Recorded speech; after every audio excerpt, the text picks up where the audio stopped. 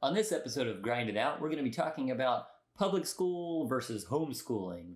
People want to know. Welcome to Grind It Out, where we talk about issues that people have written into us about, and we answer them based on our 17 years of marriage, raising 3 children. We've not been formally trained, we're not doctors, and we're not lawyers, and we're not counselors. So take all of our advice with a grain of salt. Yep. While we answer this question, we are drinking coffee, of course. Mm-hmm. And today we are drinking Amazon Fresh Go for the Bold Dark Roast. And if you are interested in a full review of that, you can check the link that will be popping up somewhere on the screen. Or in the description. Mm-hmm. They change it so many times, like where the link is going to be and all of that. You can never say it with any degree of certainty. So. Yeah. Okay, so today's question. I'm going to have to read it because it's a long one, okay? Mm-hmm. Yeah. I'm going to pull it up here on my telephone. My future talking device. That's for you psych fans out there. And if you don't know what psych is, then you need to find out. My wife and I are concerned about where things are going in public education, yet a large percentage of our taxes are allocated towards it. So we hate to abandon it and wonder whether we can help improve it or if we should just see it as a lost cause. As Christians, we're also Christians. We have specific concerns about the rapid advancement of teachings that are, frankly, anti-Christian and things such as critical race theory. Living on the road, you homeschool your children, correct? We used to live in an RV for 2 years, and yes, we do homeschool our children. The writer is considering homeschooling their 9-year-old daughter, who is their only child, but it seems overwhelming as they've never done it before. They ask if we can talk about that. What are the pros and cons? How is it manageable? Are there negative effects to our children, especially since they have an only child, as far as a lack of socialization? So they want to know whatever thoughts we have. And that's Theo103 who wrote this in. Yes. So, I'm sure you have plenty. I have plenty. So you must have plenty. Yeah, there's a lot to unpack in that question. So much. Because we do homeschool our kids, and we have from the beginning. But I think it would be helpful to back up a bit and talk about our own experience. Beep, beep. Our own experiences in education. So I was in public school from the time I was in kindergarten all the way up to 10th grade. And I was a very good student, A+, like all the way. I was like very nerdy and high achiever type person. And my experiences were not positive in school, if you can imagine. Like, I mean, I like to think of education as being like, ideally you go there to get educated and that everyone's there for that purpose. But my experience was more like your peers are generally not positive about it if you are enthusiastic about learning. Like if you want to be there and learn, yeah, like you're called a nerd and sometimes you can be bullied for it. And I hated going to public school. I love to learn. So that's kind of it's like these two interrelated things. Love to learn, hated school. And I begged my parents to homeschool me for a long time. And they finally said yes by the time I was about in 10th grade. And the way I worked the argument was like, look at how much time we're wasting. I mean, I would time like how much time is spent on actual instruction. So like when you cut away like the changing of classes and how long, like I would sit there and like time it. Like when did the teacher actually start teaching? There was so much wasted time. And that was, I think, the thing that finally convinced my mom, like, okay, yeah, you can probably do this more efficiently at home. I, on the other hand, attended a private school, which ended up not being accredited. So I have a fake high school diploma and a GED. Yeah, and a college degree. He does have a college degree too. And I would say that I enjoyed going to school because I was super popular. And I was not. But our school only had like 40 people. Yeah. So everybody knew everybody. Mm-hmm. But I was not studious. So I was one of those people that she would have been upset with because I was taking time away from, the studies. Right. And in college, we met in college. And so she was also very annoyed with me at that time. Yeah. Because she was super studious and I just wanted to be funny. Right. We should also say you come from a family of teachers. Yes. I mean, like your mom's a teacher, your my brother, even your dad was a teacher. Yeah, my sister, and my other brother works in school administration. Mm-hmm. Yeah. So we're not coming at this from a negative view of education is the point. Right. That being said, we have homeschooled our kids from the beginning, and it's been something I feel very strongly about. Although I will say, you never get over. I don't think anybody really ever gets over the self-doubt you're definitely going to feel. Like this entire time, I've always had these like fears in the back of my head. What if I'm not preparing them well enough for the future? Like I don't want my kids to be ignorant, and I want them to be well educated. So, but I think everybody has those fears about anything, because how many people come out of public school ignorant? Right. Yeah. Right? I mean, So, that's, or even private school, expensive private schools. There's still people that come out ignorant. Yeah. I don't think there's one surefire way. I mean, and ultimately your kid has to be willing to learn. I mean, that's ultimately, a kid who doesn't want to learn will not learn.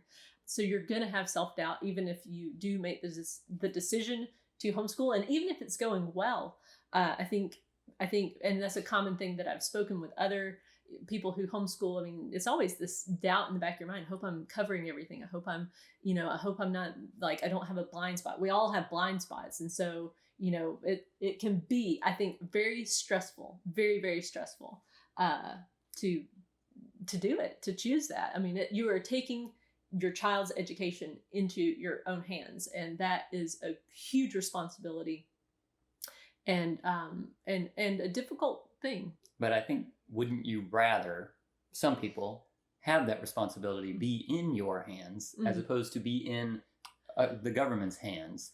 So when it's in your own hands, you do get to choose what they learn. As you talked about, some things that are anti-Christian or critical race theory, things like that. Now, I believe you want your children to know about those things, to know what they are, what people say about them, how they're taught, all of that. But in the school setting, they may be taught that everything they're teaching is correct. But at home, you can teach about it and say, but here's what we think. So you've got that control. And I think that, to me, is one of the biggest joys of homeschooling, is that you can sit and have discussions with your kids. And my philosophy is I want them to learn how to think. I'm not teaching them what to think, but I am trying to teach them how to think. So I deliberately do try to say, here are the various sides of this issue. And then I do, and of course I do have my own belief about it. And I do tell them what my belief is, but I do try to also tell them and welcome discussion around that. And I think that's an important skill. Like for me, my overarching thing has been, I want my kids, once they leave this house, I want them to be able to think critically. That's ultimately it. Right. And then on to your point about socialization. Well, there's a couple of things on that. One, what type of socialization is she getting in the public school? Two, you said you're Christian, so you probably attend a church where she gets socialization.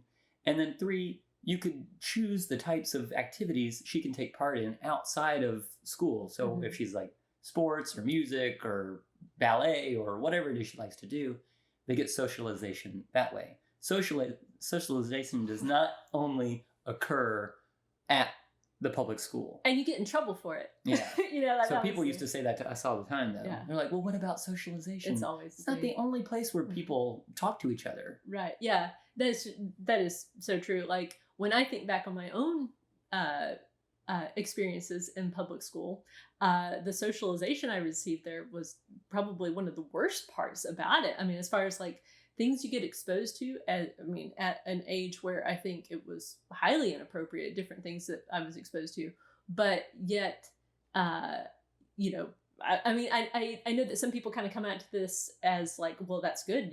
You've got to learn how to navigate the world and stuff. But I kind of disagree when I can look at it now and say, wow, I was like, 13 or 12 or 13 when I was hearing certain things or being exposed to certain things that was like, whoa, that is not appropriate type of content. And yet because of the way it's structured, there is very little supervision really of, like, I don't know, I think kids should be better supervised in that kind of setting. But ultimately, I think going back to the idea of like, teaching your kids how to think versus teaching your kids what to think.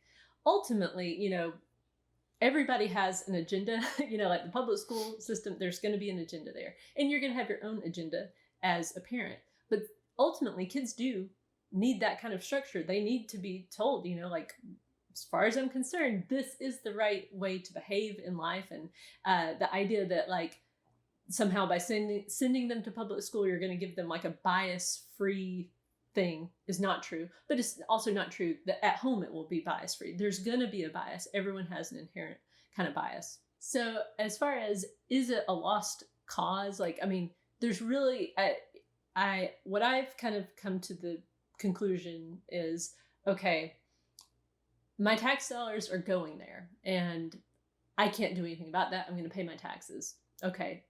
But I'm not going to send my kids there because, in my opinion, I think there's a better way. Obviously, I think it's the best way because that's what I do with my life.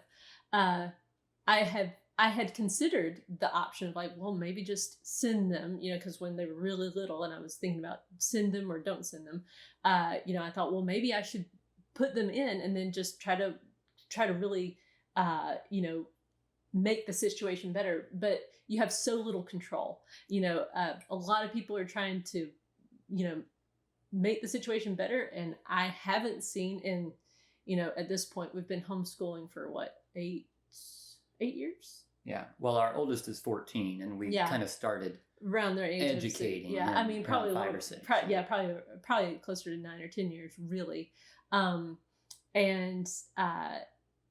not seen improvement, even though I know that there are people working towards improvement. It seems like it's just getting worse. That's my own personal, assessment of the situation. But, so, I like the idea of like, try to find where you have the most control and work in that area. So, like, even if you do decide to send the kid to school, like I would say, don't just check out. So many parents just kind of check out, like, and think, well, the teacher's handling all that. It's the school's job. Like, I think no matter which one you choose, ultimately, you really do have to take full responsibility for your kid's education. And if they're not getting it, even if you're sending them, like if they're not learning to read, well, when they get home, that's your job, is to get them to the point where they can read. And so, so that's my opinion. Like, focus on those areas where you can really have the most control. I think it would be pretty frustrating if you really do think like this is not a good situation. But maybe I'll just send my kid and try to work at it from the outside. I think that's really, really difficult to do. But on the other hand, we need people doing that too. So I think you just got to pray about it and see where you end up. But you can totally do it. We've done it. Right. We're certainly, we use the Robinson curriculum, which helps, I think, because it's self taught. So in other words, like your kids are independently learning. And that can be better for people who aren't necessarily inclined to be teacher, like really hands-on. I'm not that type of person. I'm not a hands-on, like, here, let's sit down and do a class. It's like, you just need to go do your own thing. So yeah, there's no need to fight against your child to do their work, if that's where you think you might be. Right. Yeah. And somebody may be watching saying, well, I don't have an option. I have to send my kid to public school. That's just my lot, whatever it is. Yeah. If you do have to, if that's where you feel you're at, then just stay in communication with your kid about everything that they're learning and give them your perspective on it all. Right. Yeah. One thing that we've talked about in the past is where, and this is a difficult thing, where you tell your kid, pay attention to your teacher. Your teacher knows what they're talking about. Listen to your teacher. And then the teacher teaches them something that conflicts with what you believe. That's a hard thing to then go back to. I think what is better is to tell people that humans are capable of messing up and saying the wrong things or being incorrect about something. That's where you have to kind of start that or get back to. Yeah, I think that's important, like to just teach that, at all levels, there are, like, people are all fallible. Professors at colleges are not infallible. And teachers certainly are fallible. The bottom line for us is that we have chosen to homeschool our kids based on all of that, Mm-hmm. and basically having more control in what they're learning and being able to teach them to be thinkers as opposed to just memorizers of maybe facts that don't really matter in life. So hopefully that helps. Yeah. If you would like to have your question answered by us, just go to the link in the description and fill out the short form with a couple of questions on there, and we'll see if we can handle it. Grind it out. Grind it out. This is an episode of Grind It Out. Okay, so Grind It Out is a... What's the problem? What was that? You didn't think that was funny? I thought that was the weirdest thing I ever seen with you. I know. Hello. Welcome to another episode of Grind It Out. Are you ready now? I'm Are you ready. born ready? I was born ready. Can you stop? Don't. I feel like that's way too long of an introduction. I will shorten it down. Much like my... I don't know.